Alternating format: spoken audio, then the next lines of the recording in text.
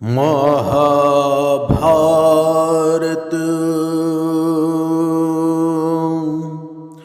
महाभारत।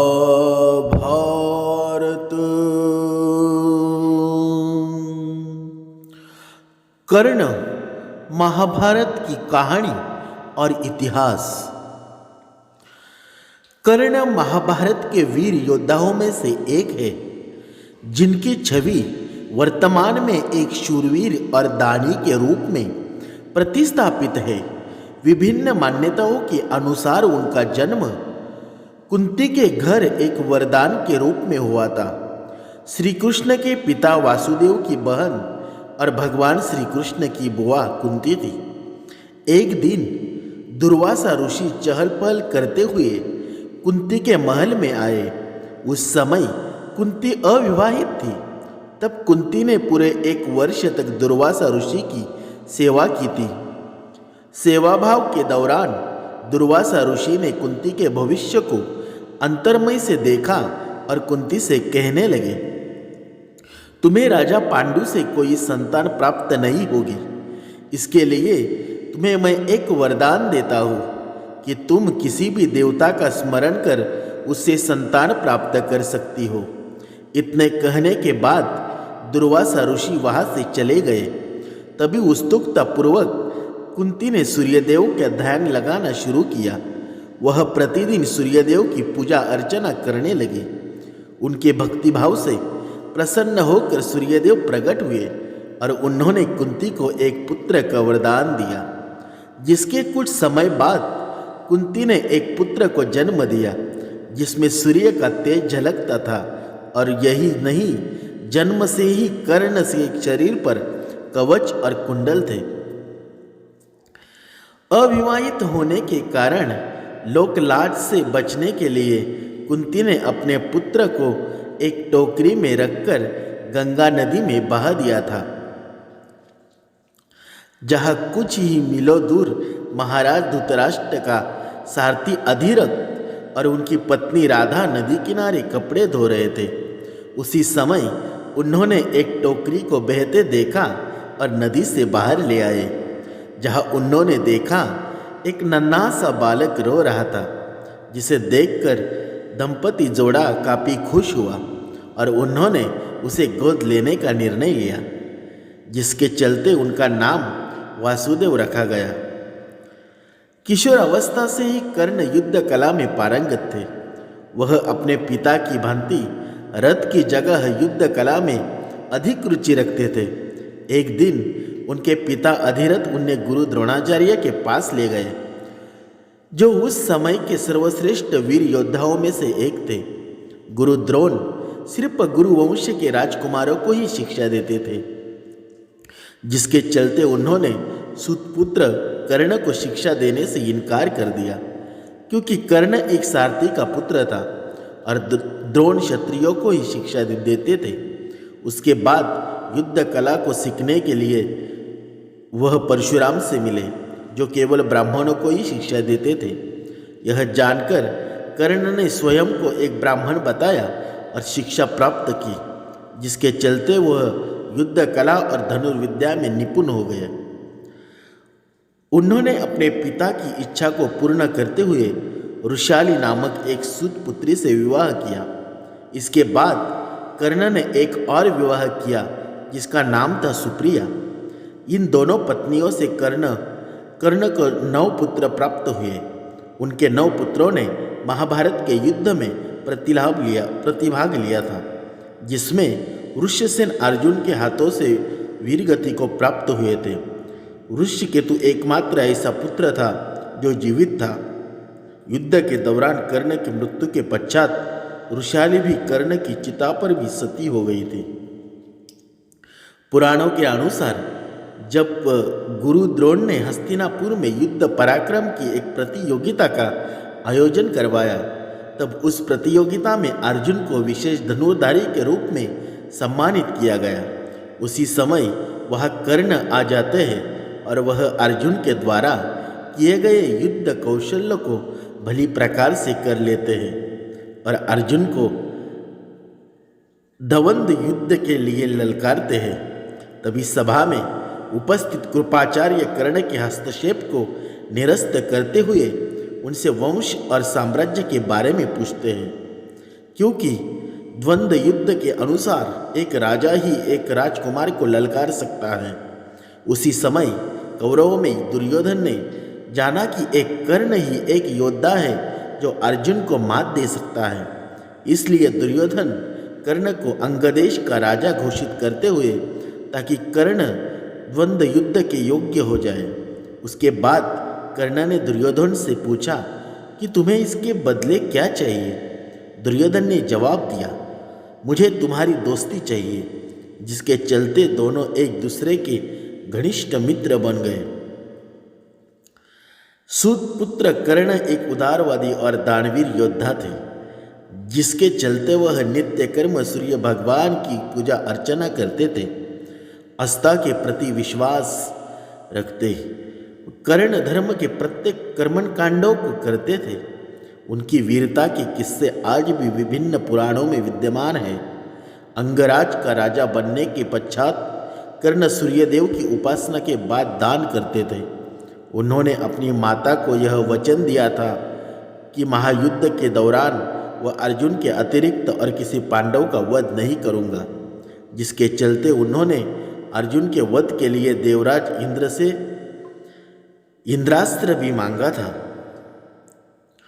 कर्ण की कलिंग की रानी भानुमति का दुर्योधन से विवाह करने में सहायता की थी। जब दुर्योधन स्वयंवर के दौरान राजकुमारी का अपहरण कर लेते हैं, उस समय कर्ण ने ही सैनिकों से युद्ध लड़ा था, जिसमें भीष्मका, वक्रा, कपोटारमन, नीलारक्मी, श्रृंगा, अशोक, सतंधवन इत्यादि महान शासकों को कर्ण ने पराजित किया। उसके बाद मगध के राजा जरासंध ने कर्ण को युद्ध करने के लिए चुनौती दी, जिसके चलते कर्ण और जरासंध के मध्य कुश्ती हुई, जिसमें कर्ण ने जरासंध को पराजित कर दिया। कर्ण से पराजित होने के बाद जरासंध ने कर्ण को मालिनी राज्य भेंट स्वरूप उस विजय से कर्ण बहुत लोकप्रिय हुए। मालिनी राज्य के सिंहासन पर बैठने के बाद कर्ण ने एक शपथ ली कि मेरे दरबार से कोई भी व्यक्ति खाली हाथ नहीं जाएगा। वह कभी भी शकुनी द्वारा नियोजित छल कपट की नीति से पांडवों को हराने के पक्ष में नहीं थे, जिसके चलते वह सदा ही युद्ध के पक्ष में थे। वह हमेशा दुर्योधन को युद्ध के द्वारा पांडवों को पराजित कराने का आग्रह करते थे, जिसके कारण वह दुर्योधन को खुश करने के लिए चौसर के खेल में सम्मिलित हुए, जिसके कारण द्रौपदी चिरहरण की घटना रूपांतरित हुई। जिसके बाद भीम ने यह प्रतिज्ञा ली कि वह अकेले ही युद्ध में दुर्योधन और उसके सभी भाइयों का वध करेगा। तभी अर्जुन ने कर्ण का वध करने की प्रतिज्ञा ली। विभिन्न स्तोत्रों के अनुसार महाभारत से संबंधित कई लोकप्रिय कथाएं भी मिलती हैं, जिसमें एक है जाम्बुल अध्याय, जिसमें द्रौपदी ने अपने राज का खुलासा करती है। द्रौपदी 5 पांडवों की पत्नी थी, लेकिन वह अपने 5 पतियों को प्यार नहीं करती थी। वह सबसे ज़्यादा अर्जुन को प्यार करती थी, लेकिन दूसरी तरफ अर्जुन द्रौपदी को प्यार नहीं करते थे, क्योंकि वह कृष्ण की बहन सुभद्रा प्यार करते थे। एक प्रचलित प्रथा के अनुसार जब पांडवों को निर्वासन का दुख भोगना पड़ा, उस समय 12वें वर्ष के समय द्रौपदी ने एक पेड़ पर पके हुए जामुनों का गुच्छा लटकते देखा और उसे तोड़ लिया। जैसे ही द्रौपदी ने गुच्छे को तोड़ा, तभी वहां भगवान कृष्ण पहुंच गए। भगवान श्री कृष्ण ने बताया कि इस फल के सेवन से एक साधु अपने 12 साल का उपवास तोड़ने वाले था। चूंकि अब यह फल तुमने तोड़ दिया, जिससे पांडव उस साधु के प्रकोप का शिकार हो गए। यह सुनकर पांडवों ने श्री कृष्ण से सहायता मांगी।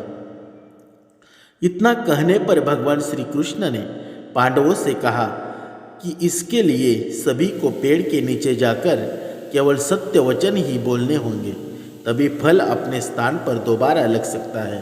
इतना कहने पर श्री कृष्ण ने फल को पेड़ के नीचे रख दिया और बारी बारी सभी को बुलाया। सबसे पहले श्री कृष्ण ने युधिष्ठिर को बुलाया। युधिष्ठिर ने सत्य बोलते हुए कहते कि दुनिया में सत्य, ईमानदारी, सहिष्णुता का प्रसार होना चाहिए, जबकि बेईमानी और दुष्टता का सर्वनाश होना चाहिए। यही नहीं, युधिष्ठिर ने पांडवों के साथ घटित अवांछनीय घटनाओं के लिए द्रौपदी को दोषी ठहराया। युधिष्ठिर के सत्य वचन कहने के बाद फल जमीन से 2 फीट ऊपर आ गया। उसके बाद भीम को बोलने के लिए कहा गया और श्री कृष्ण के द्वारा चेतावनी दी गई कि अगर तुमने झूठ बोला तो फल जलकर राख हो जाएगा। तभी भीम ने सभी के समक्ष सत्यता को स्वीकारते हुए कहा कि युद्ध, नींद और यौन इच्छा के प्रति वह कभी भी कम आसक्ति नहीं होती है और वह धृतराष्ट्र के सभी पुत्रों को मार देने की प्रतिज्ञा लेते हैं और साथ ही वह उनके वज्र का अपमान करने वाले व्यक्ति को मृत्यु के घाट उतार देने की प्रतिज्ञा ली। इसके बाद फल 2 फीट ऊपर जाता है। अब अर्जुन की बारी थी। अर्जुन ने कहा कि मुझे प्रतिष्ठा और प्रसिद्धि काफी पसंद है और जब तक मैं युद्ध में कर्ण को नहीं मार दूंगा तब तक मेरे जीवन का उद्देश्य पूरा नहीं होगा। इसके लिए मैं किसी भी हद तक जा सकता हूँ, चाहे मुझे धर्म के विरुद्ध ही क्यों ना जाना पड़े। इतना कहने पर फल तोड़ा और ऊंचा जाता है। अर्जुन के बाद नकुल और सहदेव ने भी कोई रहस्य नहीं छिपाया। अंत में द्रौपदी की बारी आई। द्रौपदी ने सत्य बताते हुए कहा कि मैं अपने 5 पतियों की ज्ञानेंद्रिय, आँख, कान, नाक, मुंह और शरीर हूँ, लेकिन मैं उन सभी के दुर्भाग्य का कारण हूँ और बिना सोच विचार कर किए गए अपने कार्यों के लिए पछताती रही हूँ। लेकिन द्रौपदी के यह सब बोलने के बाद भी फल ऊपर नहीं गया। तब श्री कृष्ण ने कहा कि द्रौपदी वही रहस्य छिपा रही है। तब द्रौपदी ने अपने पतियों की ओर देखते हुए कहा, मैं आप 5 से प्यार करती हूँ, लेकिन मैं किसी साहवे पुरुष से भी प्यार करती हूँ और वह उसका नाम है कर्ण, जिसे जाति की वजह से विवाह नहीं होने का पछतावा होता है। अगर मैंने कर्ण से विवाह किया होता तो शायद मुझे ये इतने दुख नहीं झेलने पड़ते और न ही इस तरह के कड़वे अनुभवों से होकर नहीं गुजरना पड़ता। पौराणिक कथाओं के अनुसार अर्जुन के पिता और देवराज इंद्र को इस बात का पता चला कि कर्ण को युद्ध क्षेत्र में तब तक अपराजित नहीं किया जा सकता जब तक उसके पास उसके कवच और कुंडल रहेंगे, जो जन्म से ही उसके शरीर पर थे। इसलिए जब कुरुक्षेत्र का महायुद्ध शुरू हुआ तब इंद्र ने एक योजना बनाई और प्रण लिया कि वह कर्ण को कवच और कुंडल के साथ युद्ध क्षेत्र में नहीं जाने देंगे। इंद्र मध्याह्न में जब कर्ण सूर्य देव की पूजा कर रहा होता है तब उस समय एक भिक्षुक बनकर कर्ण से कवच कुंडल मांग लेंगे। सूर्यदेव इंद्र की इस योजना के बारे में कर्ण को सावधान भी करते हैं, लेकिन वह उन्हें धन्यवाद देकर कहता है कि उस समय यदि कोई उससे प्राण भी मांग ले तो वह मना नहीं करेगा। तब सूर्यदेव कहते हैं कि यदि वह स्ववचनबद्ध है तो वह इंद्र से अमोघास्त्र मांग ले। तब अपनी योजनानुसार इंद्रदेव एक भिक्षुक का वेश बनाकर कर्ण से कवच और कुंडल मांग लेते हैं। चेतावनी मिलने के बाद भी कर्ण मना नहीं करता और खुशी खुशी अपना कवच कुंडल दान कर देता है। तब कर्ण की इस दान प्रियता पर प्रसन्न होकर वह उसे मांग लेने के लिए कहते हैं, लेकिन कर्ण यह कहते हुए कि दान देने के बाद कुछ मांग लेना दान की गरिमा के विरुद्ध है, मना कर देते हैं। इतना सुनने के बाद इंद्र कर्ण को अपना शक्तिशाली अस्त्र वासवी प्रदान करते हैं, जिसका प्रयोग वह केवल एक बार ही कर सकता था। इसके बाद कर्ण का एक और नाम वैकर्तन पड़ा। युद्ध के दौरान जब कर्ण के रथ का एक पहिया धरती में धंस जाता है तब वह अपने दैवीय अस्त्रों के प्रयोग में असमर्थ हो जाता है। जैसा कि उसके गुरु परशुराम का श्राप था, उस समय कर्ण अपने रथ के पहिए को निकालने के लिए नीचे उतरता है और अर्जुन से आग्रह करता है कि वह युद्ध के नियमों का पालन करते हुए कुछ देर के लिए बाण चलाना बंद कर दे।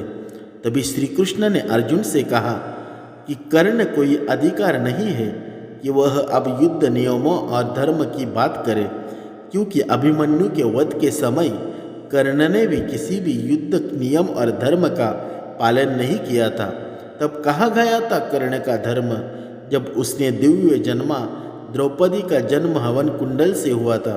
द्रौपदी को पूरी कुरु राजसभा के समक्ष वेश्या कहा था। इतना सुनकर अर्जुन ने कहा कि कर्ण अभी असह्य है, इसलिए वह बाण नहीं चलाएगा। तभी श्री कृष्ण ने अर्जुन से कहा, इस निर्णायक मोड़ पर अभी कर्ण को नहीं मारा गया तो असंभव पांडव उसे कभी भी नहीं मार सकेंगे और यह युद्ध कभी भी नहीं जीता जा सकेगा। तब अर्जुन ने एक दैवीय अस्त्र का उपयोग करते हुए कर्ण का सिर धड़ से अलग कर दिया। कर्ण के शरीर की भूमि पर गिरने के बाद एक ज्योत कर्ण के शरीर से निकली और सूर्य में सम्मानित हो गई। मित्रों, कर्ण की कहानी कैसे लगी हमें कमेंट करके बताओ, और हमारे चैनल को सब्सक्राइब किया नहीं होगा तो अभी हमारे चैनल को सब्सक्राइब करें।